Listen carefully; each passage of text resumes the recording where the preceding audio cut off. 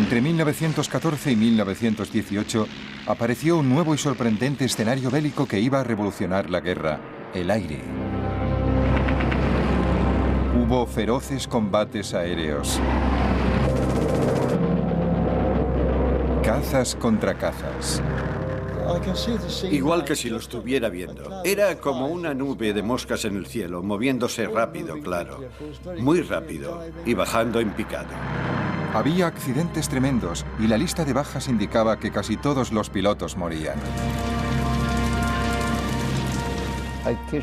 Di un beso a mi madre. Lo recogí todo y le dije: adiós, mamá. No creo que volvamos a vernos. Era la actitud que tenías que tomar. Sabías que ibas a morir.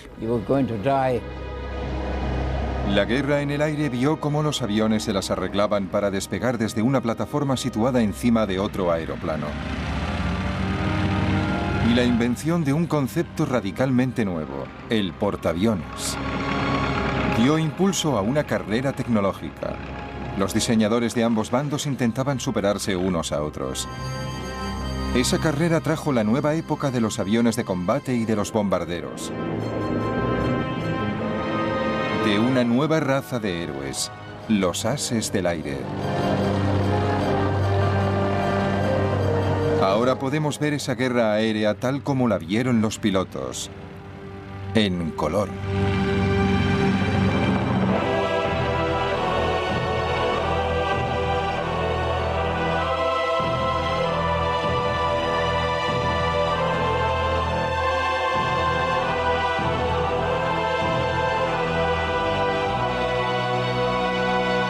Primera Guerra Mundial en color. Sangre en el aire.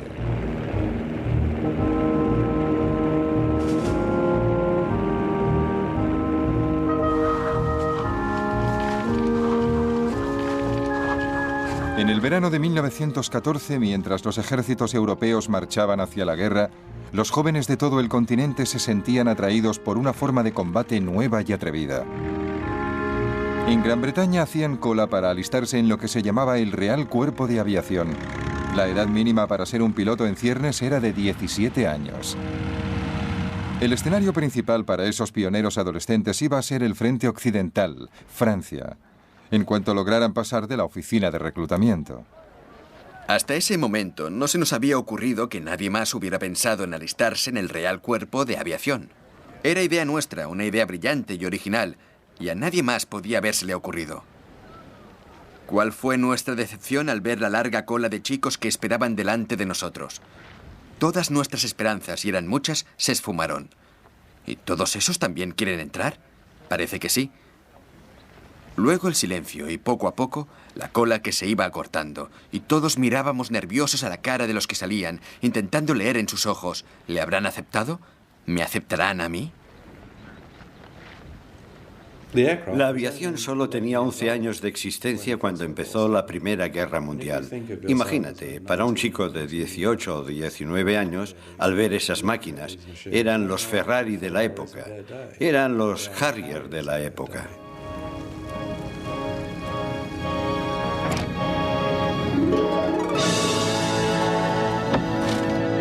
La aviación, con toda su temprana locura, acababa de nacer.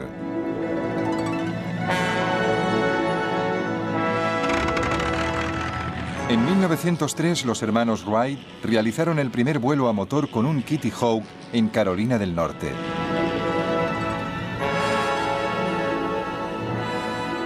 Los jefes militares empezaron a comprender que los aviones podrían ser útiles para la guerra. En 1909, el francés Louis Blériot cruzó 30 kilómetros de mar, el Canal de la Manga. Cuando miraba hacia abajo veía el mundo como nadie lo había visto jamás. Y ese fue el propósito militar del avión, darle al comandante que estaba en tierra una visión general del campo de batalla. La idea de los reconocimientos aéreos apareció a mediados del siglo XIX con los globos de aire caliente. Y durante la mayor parte de la guerra se siguió usando a los globeros, como les llamaban los británicos, como vigías aéreos. Pero los globos aerostáticos eran un blanco fácil para los atacantes enemigos.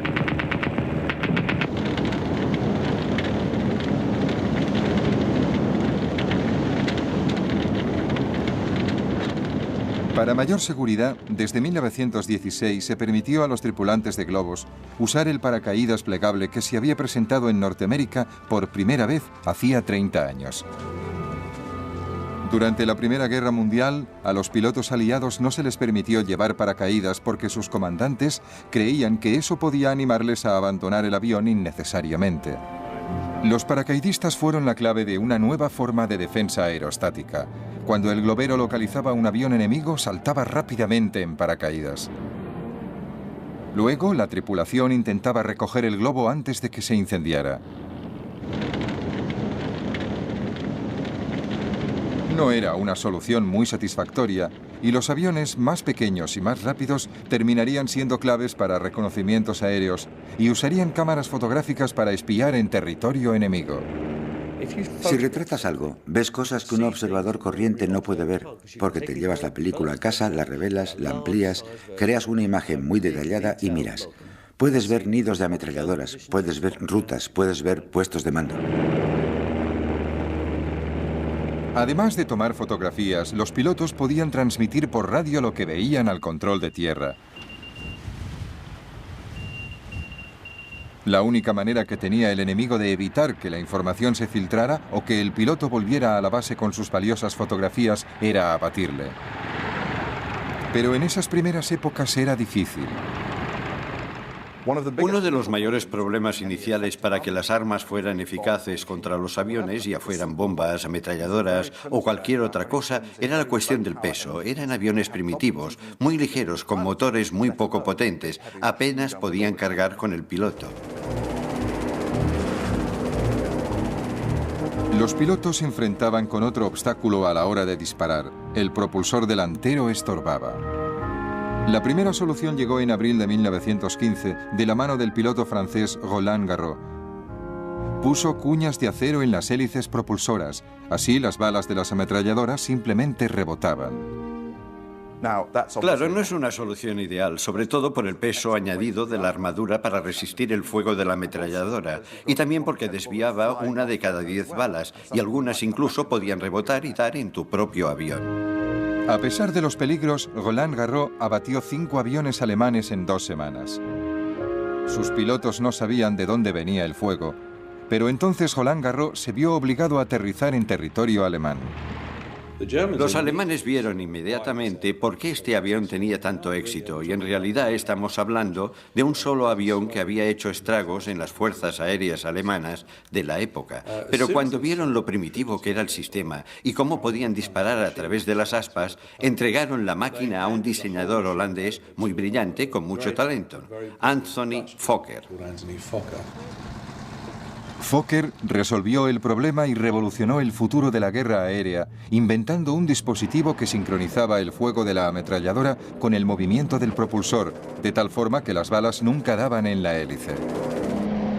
Pronto, los pilotos alemanes perfeccionaban las tácticas que llevarían la masacre a los espacios aéreos. Vimos que era un avión alemán, y una vez colocado sobre nosotros, detrás del avión de en medio, se lanzó en picado como un halcón sobre una golondrina. Desde luego, di gracias de volver sano y salvo de esa misión. La aviación aliada estaba indefensa. En 1915 se produjo lo que se llamó el azote de los Fokker. La vida de un piloto aliado se contaba por días.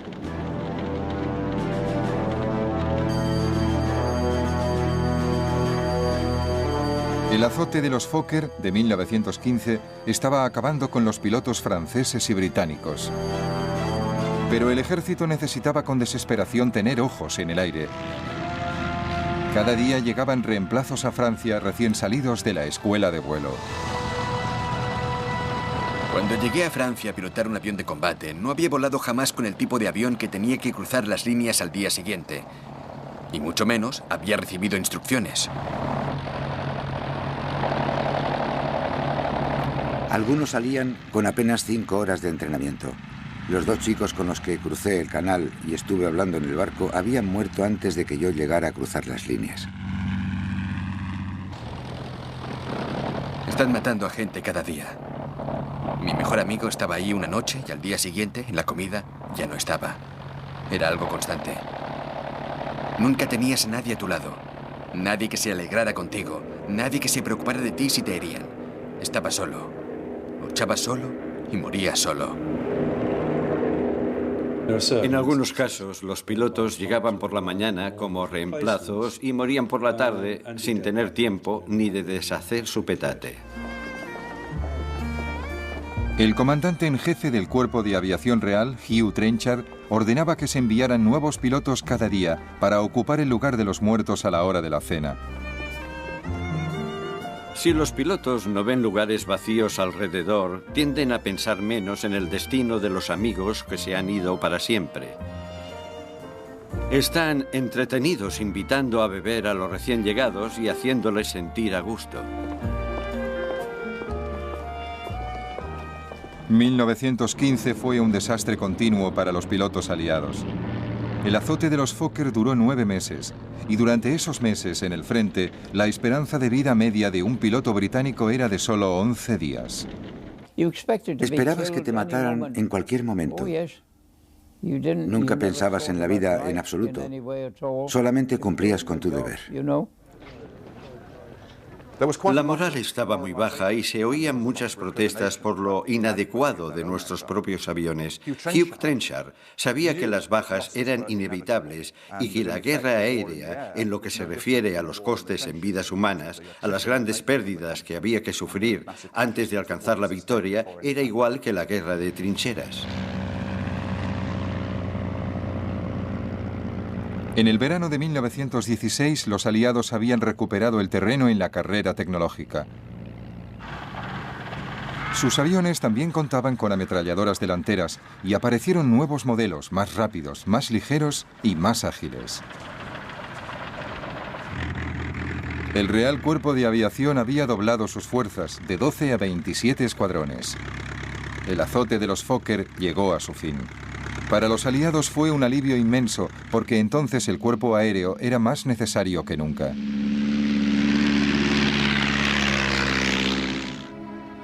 El punto muerto en la guerra de trincheras duraba ya casi 2 años. Tanto los comandantes aliados como los alemanes buscaban con desesperación la forma de romperlo. En febrero, los alemanes habían lanzado una ofensiva masiva en Verdún y los franceses resistían a la desesperada. Para aliviar la presión, el ejército británico planeó su ataque al Somme en julio. Los reconocimientos aéreos eran vitales, no solo para localizar objetivos alemanes, sino también para guiar el fuego de la artillería. Los pilotos aliados se pusieron en acción con sus nuevos aviones mejorados. Algunos se hicieron muy populares, como por ejemplo Albert Ball.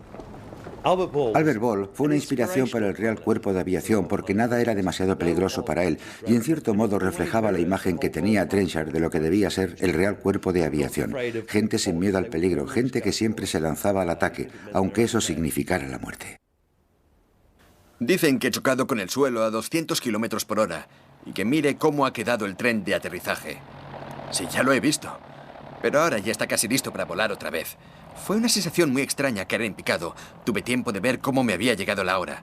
Pero resulta que no llegó. Ball no representaba el futuro del Cuerpo de Aviación Real. No podía hacerlo. Confiaba en la suerte para seguir vivo. Volvía con el avión lleno de agujeros de bala. Albert Ball murió a los 21 años. Había abatido 44 aviones alemanes. Los franceses fueron los más rápidos en sacar partido de sus ases del aire. Concentrándose en las vidas de los héroes del aire, distraían al público de las masacres en las trincheras. Los pilotos de éxito eran perseguidos por la prensa y exhibidos entre la alta sociedad.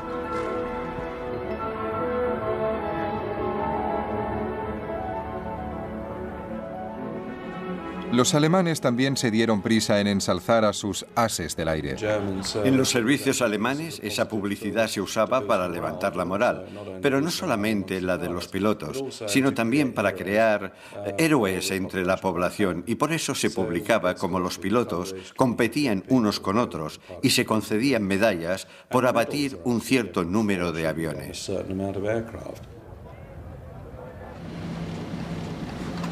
El as del aire alemán más popular era Manfred von Richthofen, el Barón Rojo. Richthofen abatió 80 aviones enemigos, más que cualquier otro piloto en la guerra. Soy un cazador. Cuando he abatido a un inglés, mi pasión por la caza queda satisfecha, por lo menos durante un cuarto de hora. Von Richthofen se convirtió en el ídolo de una visión romántica de la guerra aérea. Caballeros con brillantes armaduras voladoras enfrentándose en combate singular.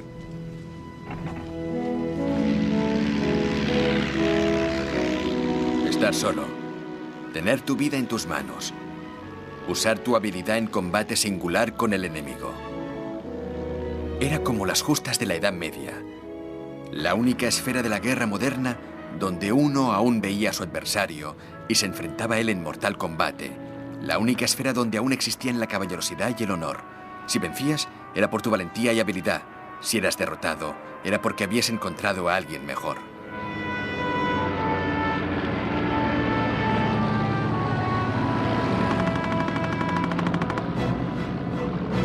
Pero mamá, no se pueden imponer desde la simple tierra las normas para la gente que patrulla por el aire. Allí eres alguien distinto. Yo diría que no eres un hombre. Yo por lo menos no lo soy.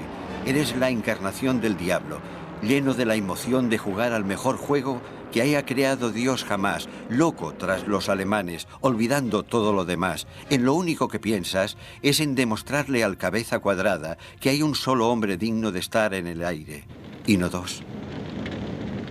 En una zona de combate, cuando las balas silban a tu alrededor y estás envuelto en humo negro, te conviertes en otra persona. No eres humano, por decirlo de alguna manera. En cierto modo, dejas de ser humano. Eres una máquina de guerra y cumples con tu misión. En abril de 1917, los alemanes volvían a adelantarse en la disputada carrera armamentística. Su ventaja era en parte táctica. Empezaron a actuar en escuadrones de 14 aviones llamados Jastas y enviaban 3 o 4 Jastas hacia el frente de una vez. Estos grupos masivos recibían el apodo de circos volantes. Las Jastas llevaron a las primeras grandes escenas de duelos entre escuadrones y no entre individuales, los famosos días de los combates en grupo.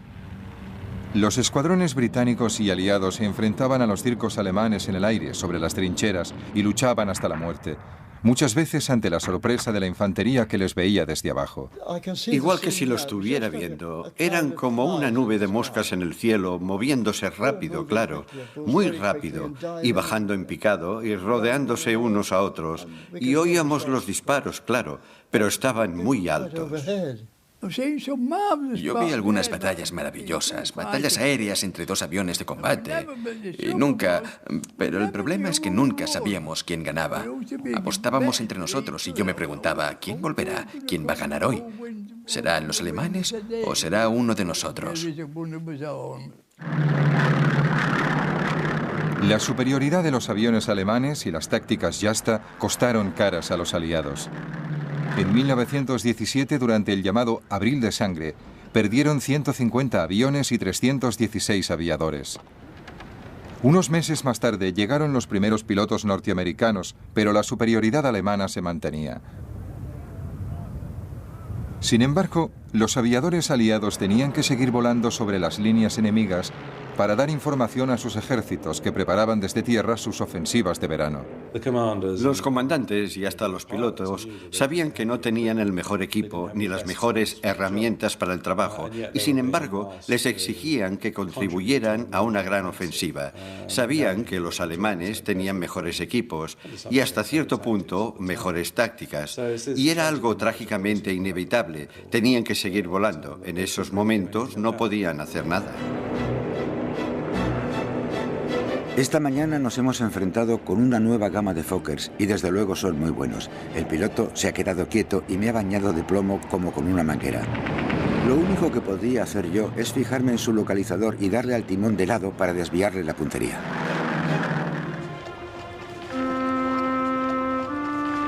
Pero aunque las bajas durante toda la guerra fueron muy altas, los pilotos británicos sabían que eran solo una pequeña fracción de las bajas en tierra, que iban subiendo.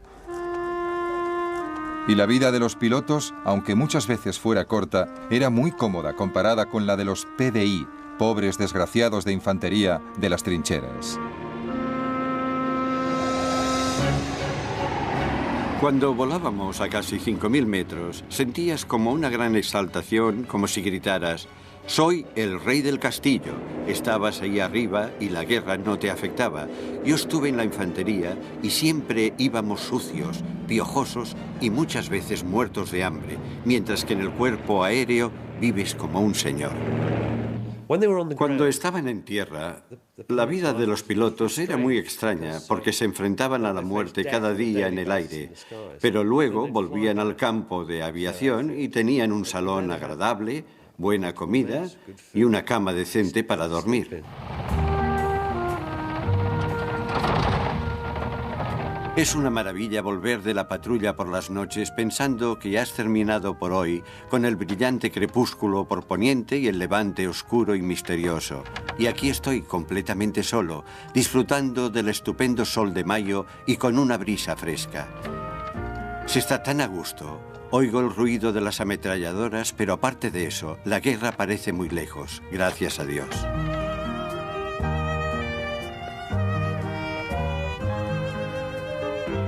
Hemos puesto un entoldado y comemos al aire libre, en un bosque.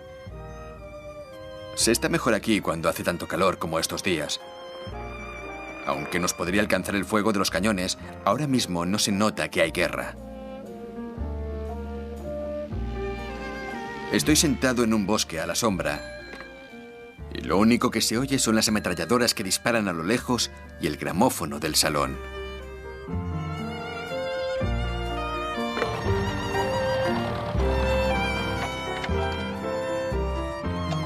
Vivimos bien. Hemos ido a Boulogne y nos hemos tomado un helado. Somos el único cuerpo en el frente que toma helado para cenar cada noche. En plena vida, estamos cerca de la muerte. Y tan cerca de la muerte también conseguimos pasarlo en grande. Cócteles del Bronx, brochetas de higadillos de pollo, champán, helado de fresa y coñac Napoleón.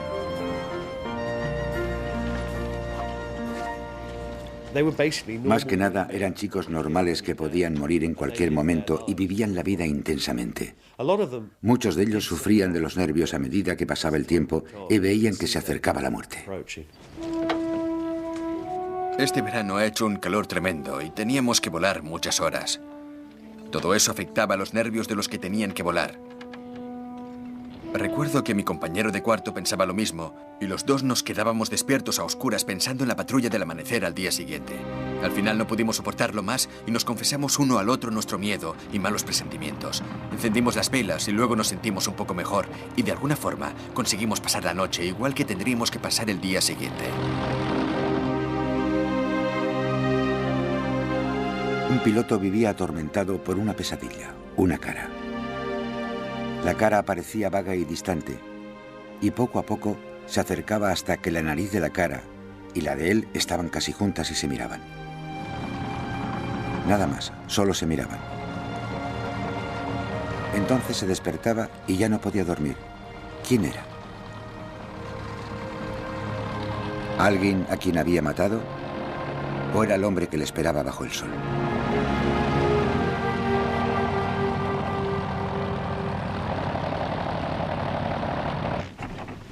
Ni siquiera el varón rojo, que parecía invencible, era inmune a la muerte, aunque no le afectara el miedo.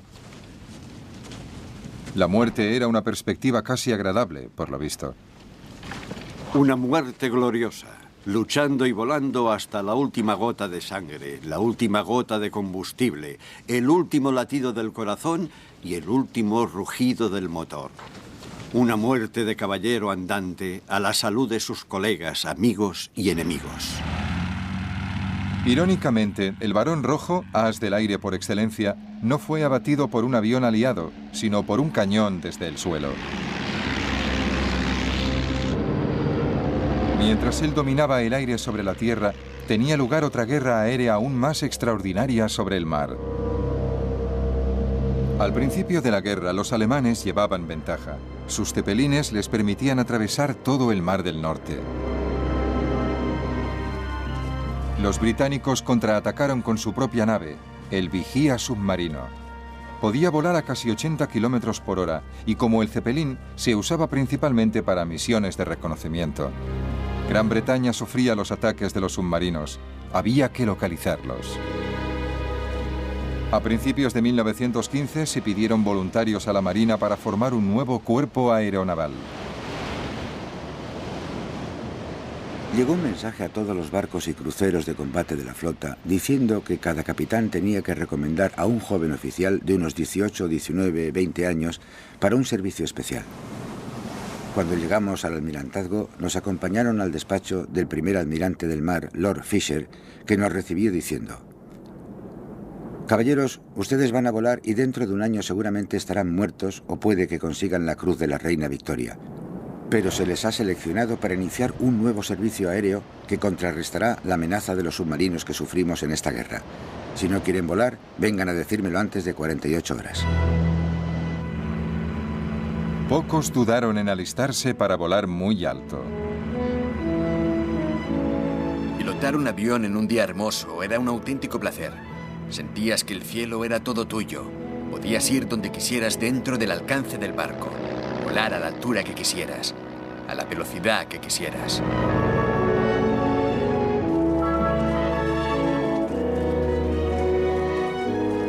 Los aviones británicos se hicieron cada vez más sofisticados. Además de localizar objetivos alemanes, también salían a bombardearlos, pero con una tecnología muy primitiva. Podíamos volar muchas horas, pero nuestra capacidad de llevar bombas era más bien reducida. Llevábamos bombas pequeñas que iban más o menos sueltas rodando por el suelo. Al fin las colgábamos de lado con trozos de cuerda y llevábamos navajas para cortar las cuerdas y soltar la bomba.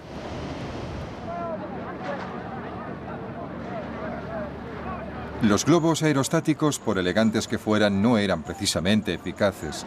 Lo que necesitaba la Marina eran aviones bien armados y más rápidos que pudieran actuar en el mar. El motivo principal seguía siendo la necesidad de acabar con los submarinos alemanes. En 1915 Alemania había declarado la guerra submarina sin restricciones y atacaba sin previo aviso a cualquier barco mercante que se dirigiera hacia Gran Bretaña. Ya habían hundido cientos de barcos. Una grave amenaza para Gran Bretaña que dependía del comercio para sobrevivir. Aunque los submarinos atacaban desde debajo del agua, tenía que pasar la mayor parte del tiempo en la superficie. La mejor manera de localizarlos era con aviones, que también podían servir para hundirlos. Pero para conseguir que esos aviones primitivos y de poco alcance cubrieran grandes extensiones de océano, había que superar una serie de grandes retos tecnológicos.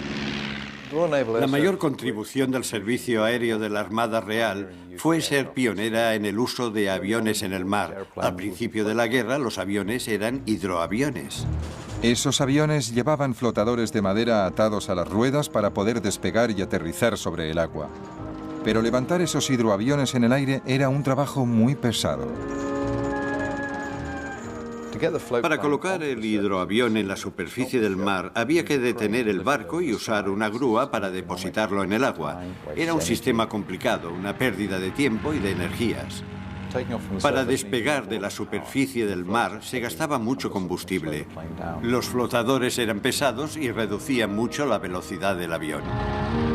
Y luego, para volver a subir el avión a bordo, había que repetirlo todo a la inversa. Aterrizar con el avión en el mar, detener el barco y levantar el avión hasta cubierta. Era una imagen sorprendente.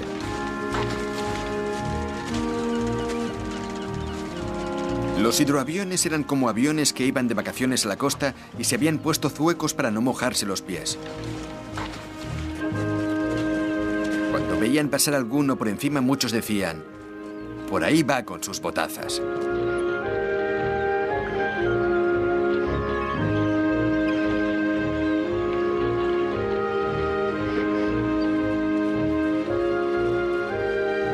Todas las naciones en guerra se desesperaban buscando la forma de trasladar los aviones.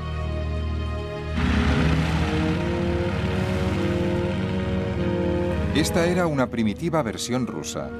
La solución rusa era remolcar los aviones en el mar. Estaba muy bien cuando el mar estaba en calma, pero en caso de tormenta no servía. En cuanto a los alemanes, su flota casi nunca salía a mar abierto, así que los aviones de la Armada se lanzaban desde pasarelas. Pero volar era complicado para los pilotos de todos los países. Lo que más me preocupaba era marearme en el mar. No había estado nunca en un barco, solo alguna vez había salido a remar en barca en días muy tranquilos y creía que todo el mundo, menos los marineros muy expertos, se mareaba en cuanto había el más mínimo movimiento. Después de correr un buen rato, tirabas con todas tus fuerzas y con mucho esfuerzo y algo de suerte conseguías levantarte hasta 90 o 100 metros, aunque en una ocasión la hoja de ruta dice que llegamos a alcanzar los 360 metros.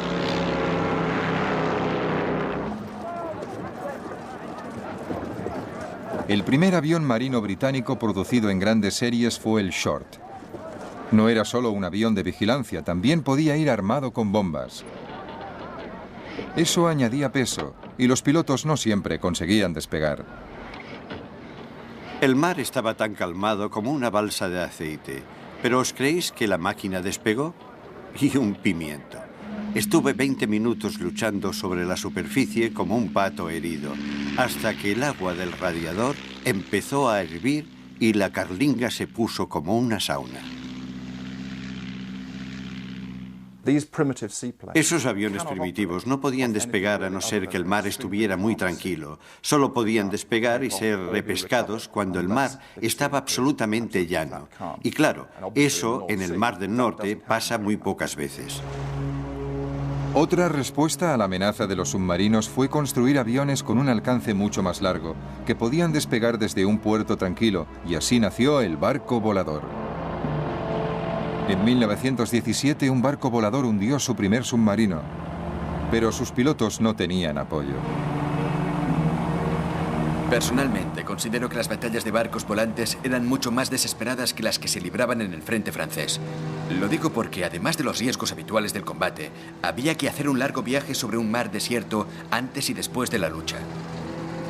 El Mar del Norte es muy peligroso. La niebla, las marejadas, las nubes bajas son más habituales que los días buenos. Siempre sabías que si te fallaba el motor o tenías cualquier problema tonto, era casi seguro que te ibas a ahogar, con muy pocas probabilidades de que te rescataran.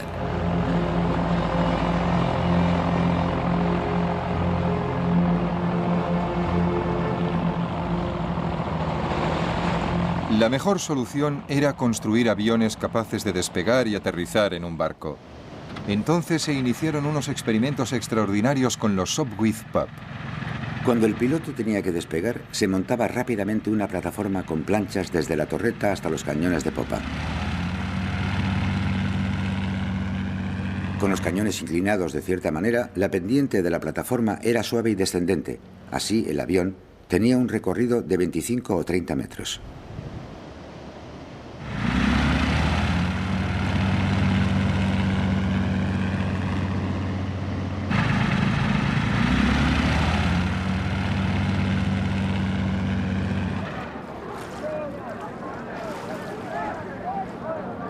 Era muy arriesgado. Si el piloto no lograba la velocidad suficiente para despegar, se estrellaba contra el agua. Pero aunque hubiera calculado bien, pasaría a menos de 1 metro de las olas. Era una operación más que arriesgada y me encantaba ver a esos pilotos. Les admiraba por su valor y por su habilidad.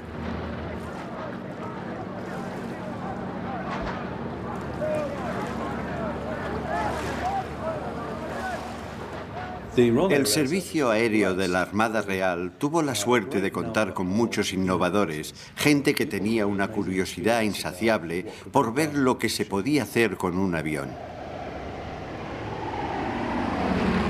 Y esos experimentos llevaron al Servicio Aéreo de la Armada Real a volar en un reino completamente distinto. El resultado inevitable de esos experimentos fue el desarrollo del portaaviones. En agosto de 1917, un Sopwith Pup consiguió aterrizar con éxito en la cubierta del HMS Furious, un crucero que había sido reformado para convertirse en el primer portaaviones británico. Lo primero que tuvimos que hacer es aprender a despegar del puente frontal y aterrizar de nuevo. Recuerdo que el capitán decía, es lo mismo que si os pusierais una pistola en la cabeza. Tenéis que sincronizar la velocidad del barco con la velocidad del avión, y es muy difícil.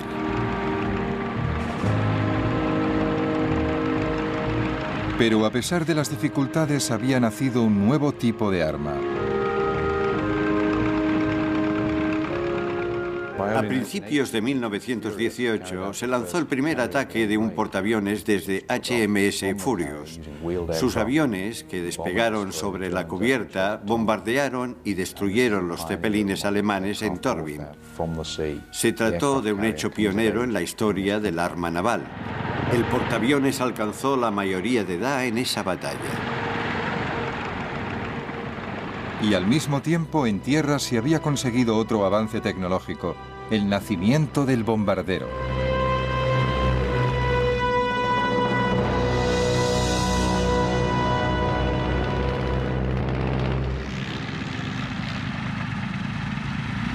En el verano de 1917, los pilotos aliados en el frente occidental habían vuelto a ponerse a la altura de la tecnología alemana. Ambos bandos empezaron a prestar más atención que nunca a un nuevo fenómeno. Desde el comienzo del conflicto, los aviones se habían usado para bombardear solo esporádicamente. Sin embargo, ahora muchos aviones antiguos de reconocimiento empezaron a ser transformados en bombarderos. Se les adaptaron unas fijaciones especiales para las bombas y en 1917 eran de uso habitual entre los aliados. Venían en una caja media docena de bombas envueltas en algodón en rama. No teníamos instrucciones, así que cogíamos las bombas, las desenroscábamos y cuando queríamos un detonador yo decía, Charlie, pásame un detonador. Practicaba el lanzamiento de bombas de día y de noche, hiciera el tiempo que hiciera, con viento, desde cualquier altura hasta 750 metros. En el centro del aeródromo había un círculo grande pintado con tiza y el ejercicio se daba por bueno si la bomba caía dentro del círculo. Las bombas se usaban para estorbar los movimientos de las tropas enemigas. Siempre intentaban atacar puentes, vías de ferrocarril, estaciones, empalmes de vías de tren, cualquier cosa que impidiera moverse al enemigo.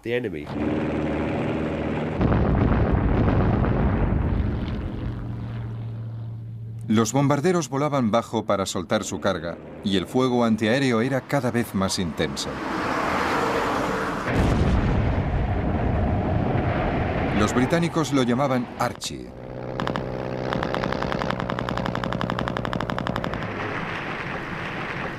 Pero intentar abatir un avión desde el suelo es difícil. Venían tan rápido que cuando habías cargado el arma, ya se habían ido. Solo podías tocarles si sabías por dónde venían, si te encarabas a esperarlos.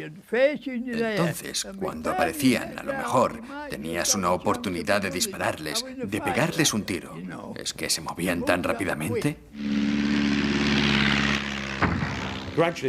Cada vez había más y más artillería antiaérea, pero no abatían muchos aviones. Era más bien un intento disuasorio, y es un buen indicador de la valentía de un piloto, porque se reían de Archie. Bueno, primero tenían miedo, luego se reían y luego, cuando les fallaba el valor, empezaban a obsesionarse y a preocuparse de que ese día la nube de humo junto al avión les diera de lleno. No sé cuánto van a resistir mis nervios este bombardeo casi diario de Archie. Me he dado cuenta de que algunos están perdiendo los nervios poco a poco. Hoy Archibald nos ha dado un buen rapapolvo y algunas balas han pasado demasiado cerca y oía los trozos de metralla que pasaban silbando y tienen que pasar muy cerca para que puedas oír el silbido de la metralla por encima del motor del avión.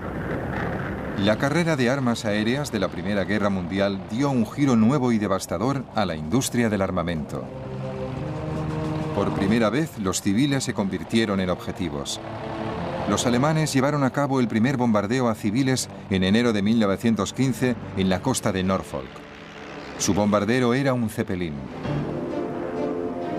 En mayo de 1915 los cepelines bombardearon Londres. 7 civiles resultaron muertos. Dijimos, mira eso. Era una cosa larga y negra con forma de puro que se acercaba muy despacio. Abracé a mi madre y la verdad, no sé lo que sentimos.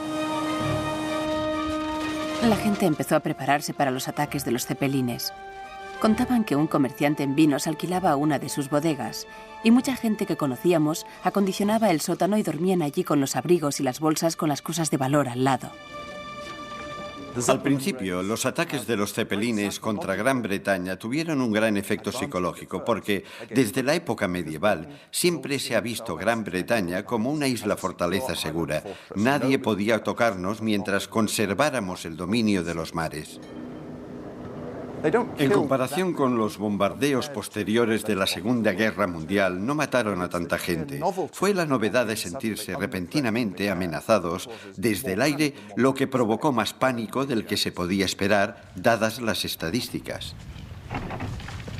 Los cepelines eran lentos y vulnerables, y los alemanes desarrollaron un nuevo bombardero de largo alcance, el Gotha. En el verano de 1917, escuadrones de Gothas salieron de Ostende, en Bélgica, para atacar Inglaterra.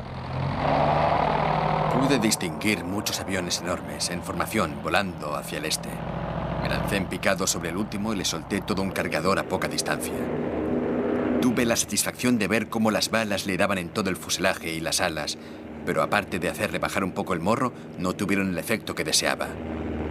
Me llevé una gran decepción. Qué insolentes eran los malditos cabezas cuadradas, paseándose por el cielo de Inglaterra como si fueran los dueños. Me volvía ciego de rabia pensando que los germanos irían a bombardear Londres y que encima se irían tan tranquilos, o casi. Los alemanes volaban adrede sobre Londres en esos bombarderos pintados de blanco en pleno día para demostrar que podían hacerlo y que eran invulnerables para los aviones de combate británicos. Eso tuvo un impacto inicial significativo, como los cepelines. También crearon mucho pánico al principio por la novedad de los bombardeos. En el ataque a Londres murieron 162 personas. Para calmar a la nación, un escuadrón de ataque volvió rápidamente desde el frente occidental para procurar cobertura aérea a la capital. El general sudafricano Jan Smuts debía diseñar una nueva estrategia de defensa en el frente interno. Introdujo una serie de sistemas de aviso. Cohetes explosivos llamados petardos, silbatos de la policía y carteles, y también nuevas armas antiaéreas. Las defensas resultaron eficaces, así que los alemanes pasaron a los ataques nocturnos. La pobre Mary es muy nerviosa, así que la escondimos en el pasillo del primer piso, en un lugar muy seguro, y luego Phyllis y yo nos escapamos a la ventana del tejado. Nunca había visto nada igual. El cielo parecía lleno de bombas. Luego se sintió un silencio de muerte, espantoso después de tanto ruido. Y luego, viniendo del este, oímos los motores de los aviones. Por poco nos matamos intentando verlos, pero con la niebla no veíamos nada.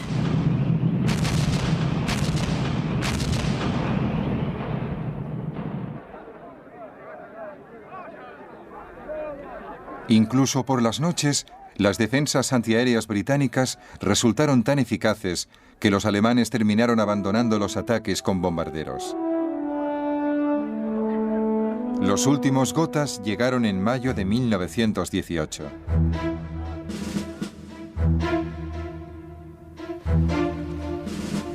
Los británicos también habían desarrollado sus propios bombarderos como el Handley Page, que tenía autonomía para atacar objetivos en Alemania. Estas nuevas máquinas voladoras llevaron la guerra a un nivel desconocido. En 1918 el general Smuts escribiría proféticamente: Según las previsiones actuales, no hay límites a la escalada del futuro uso independiente de la aviación para la guerra. Y es posible que pronto llegue el día en que las misiones aéreas, con su capacidad de devastar tierras enemigas y destruir centros industriales y de población a gran escala, se conviertan en las principales misiones de una guerra. Lo más distintivo de las misiones aéreas de la Primera Guerra Mundial es lo rápido que evolucionan. Empezamos con técnicas muy primitivas, globos de observación y pequeños aviones. Al final de la guerra ya había bombarderos estratégicos, escuadrones de aviones de combate, portaaviones y toda la gama de fuerzas aéreas que se desarrollaría durante el resto del siglo. A pesar de todos los cambios tecnológicos y estratégicos que había detrás, la lucha en el aire se reducía a individuos en sus aviones, enfrentándose en un combate singular de nuestros tiempos. El coste para ellos fue muy alto.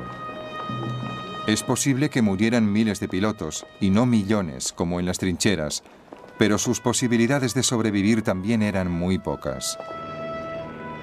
La muerte de un as del aire, un norteamericano llamado Raoul Loveberry, resumía cómo se veían a sí mismos. Su canción reflejaba lo que el piloto sabía, que su vida era emocionante, pero corta. Bajo las vigas que resuenan, las paredes están desnudas.